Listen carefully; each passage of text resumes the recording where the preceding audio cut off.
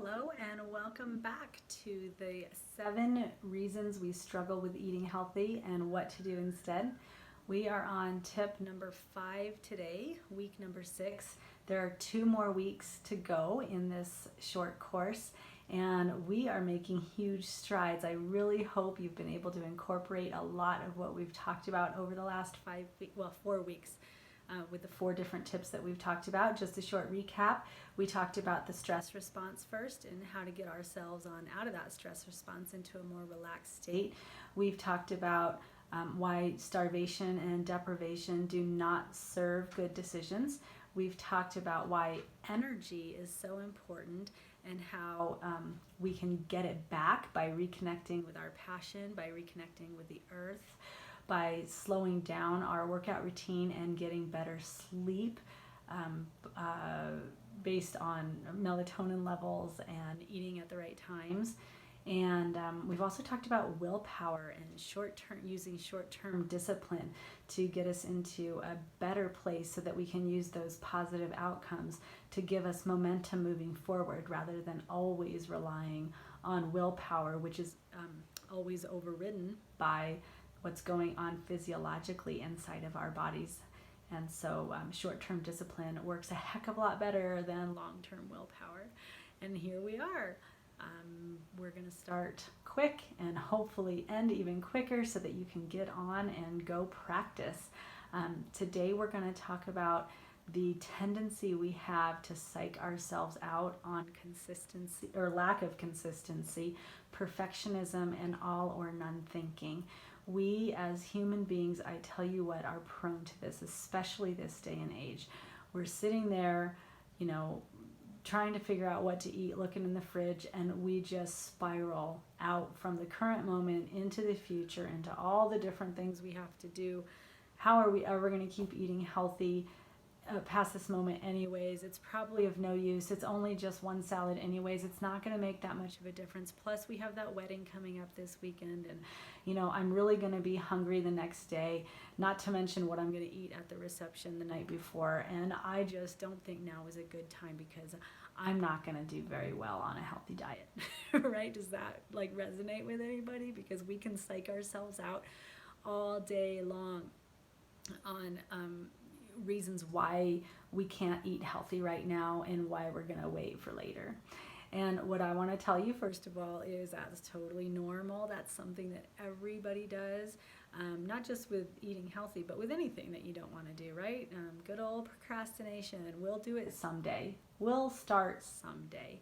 And guess what? You're not going to get healthy waiting for someday. You're not going to start eating healthy foods miraculously one day when there's nothing in your way. There's always going to be something in your way. And you know this already. I'm just putting a voice to it. And maybe you've heard it before even, but I'm reminding you, there's never, ever a time where you're going to be perfect. All right, so let that go. Wave it goodbye. Don't worry about Friday night or the weekend or the summer or the vacation. Don't worry about any of that. I want to rope you back in to the present moment. And we talked about this, we've talked about it throughout the entire course, but how to make a decision from the present moment, from the ground that you're standing on right now without worrying about the future, without spiraling out. You don't have to be perfect.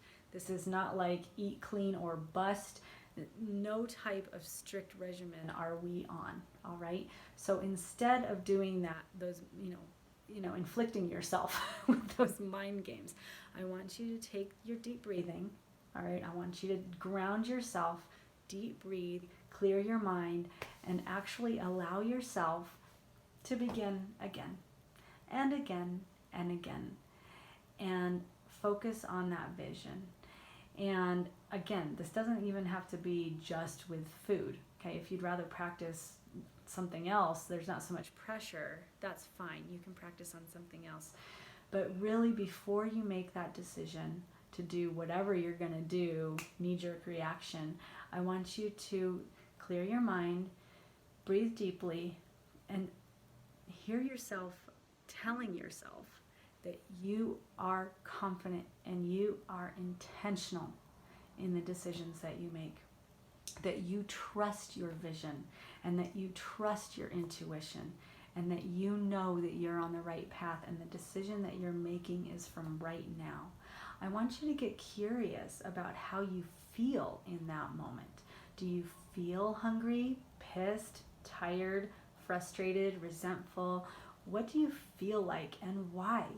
Start to explore the circumstances that are flying by 100 miles per hour that we rarely, if ever, stop and grab a hold of and connect to and get curious about.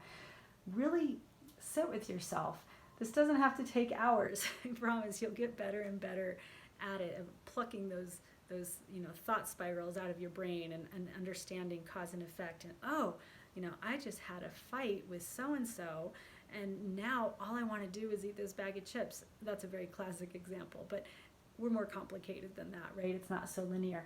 So really sit down and think and be aware, and you don't have to avoid those negative feelings or feel deprived and like you can't eat something. But remember, you're making a decision now, and the person that you're going to be after you make that decision is not the same person that you are right now. So if you're pissed and angry and you dive into a bag of Oreos and eat an entire sleeve of Oreos, your microbiome, your chemical balance, your brain has all changed now as a result of those Oreos. And so now you're going to make your next decision from that place, which is okay, but I want you to notice. And then the next time you have a decision to make, take pause. You are confident, you're beginning again, and you eat, let's say you eat a yogurt parfait with chia seeds and strawberries and delicious, right? And you fill yourself up and you feel great. You are a different person then than you were than when you ate the Oreos, right? And so then you make your next decision there, and you just keep on being curious and keep on taking pause and giving yourself the freedom to make the next decision from right where you're standing. Doesn't matter how many times you begin. Just begin again, no matter what, and you will notice, looking back and looking forward, that you're on your path. You're learning, and you are fulfilling that vision for yourself one decision at a time, back and forward again. Okay, so don't psych yourself out. Don't blame perfectionism. Don't blame all or none thinking. Don't blame lack of consistency for your lack of effort. You don't need to do that. You are a complete human being, and you can learn from everything. It's your choice. So deep breathing, take pause, and get curious, okay? So your homework this week is to do just that.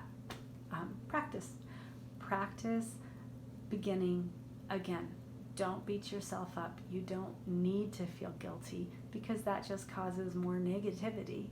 So you can just start again. It's very easy and very, very liberating, okay? And you're going to be doing this for the first time this week, so give yourself some grace. Understand that it's going to be hard to flip that switch at first. Don't worry. Just keep at it, all right? That is my lesson for the day. I'd love to have you journal about your experience and get back to me with any responses or reactions that you've had to this new way of doing things. You can comment below the video, or you can email me at mybodycanbreathe with an E on the end @gmail.com.